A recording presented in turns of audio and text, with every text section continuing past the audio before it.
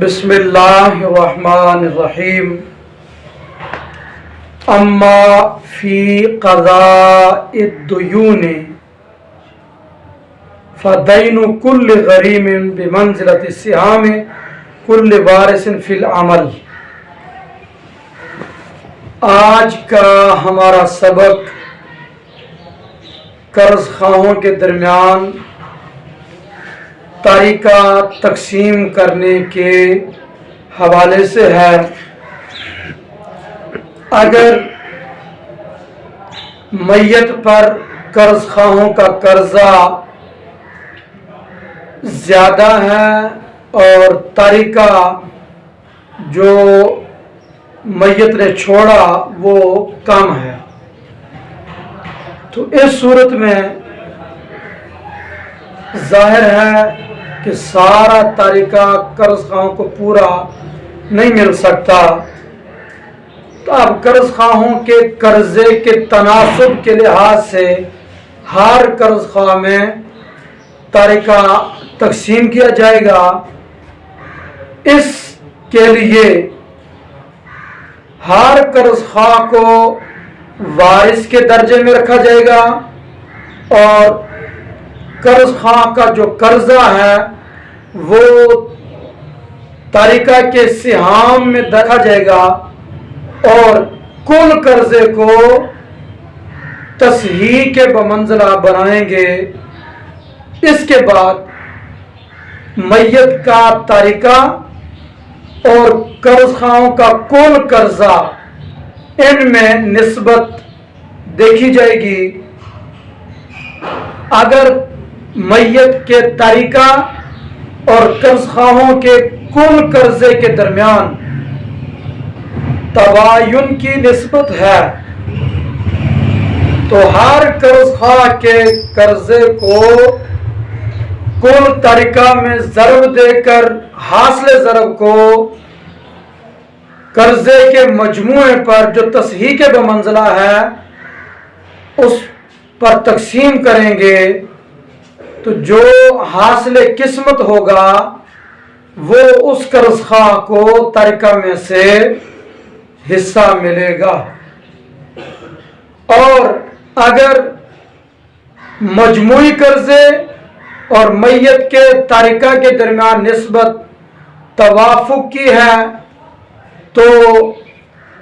ہر قرض خواہ کے قرضے کو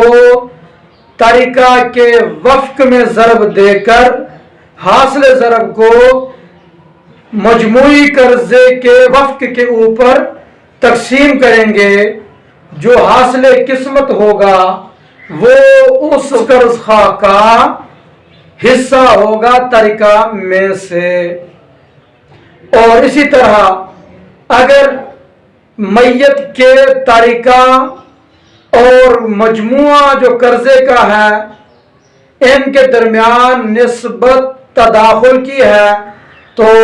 ہر قرض خواہ کے قرضے کو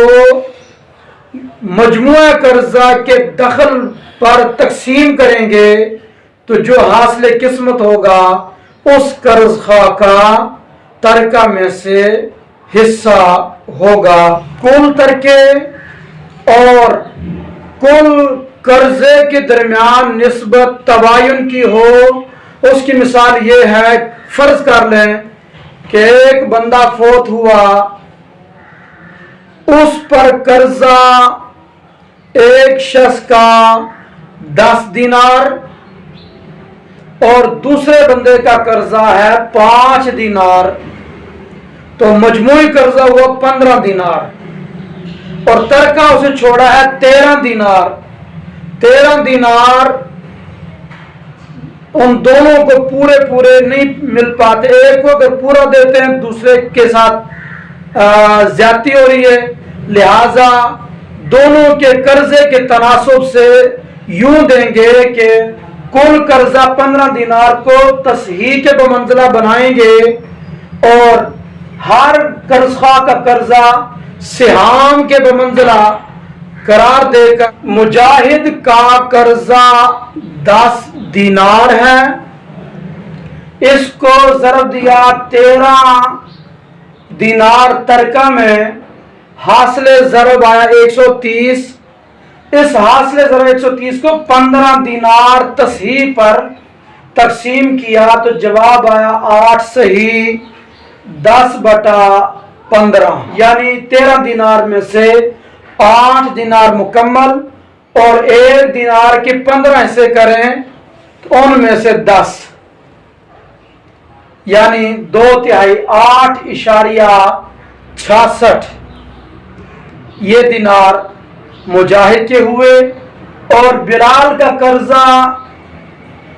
5 دینار ہے، ان 5 کو ضرب دی 13 کے ساتھ 65، ان کو تقسیم کریں 15 تصحیح پر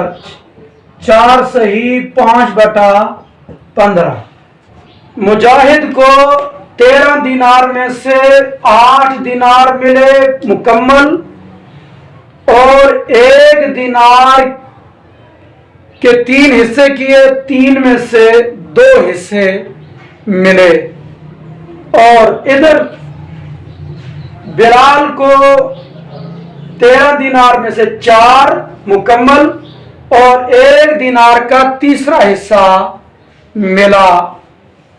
تو 4 اور 8 12 ادھر 1 دینار کا 2/3، ادھر اس 1 دینار کا 1/3، تو 3 حصے ملائے تو 1 دینار مکمل 13 دینار بن گئے. یہ ترکہ 9 دینار، 9 اور 15 متوافقین بالثلث ہیں. 15 کا وفق 5 اور 9 کا وفق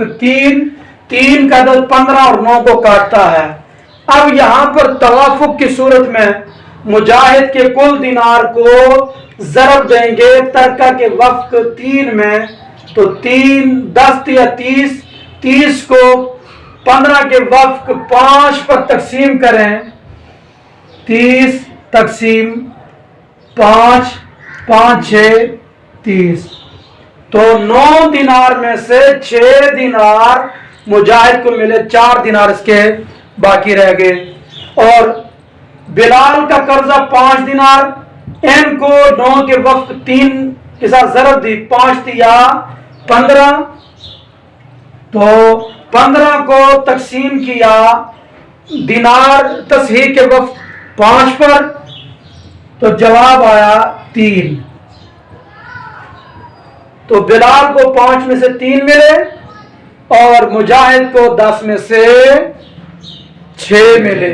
6 اور 3 9. اب تداخل کی مثال فرض کر لیں، یہاں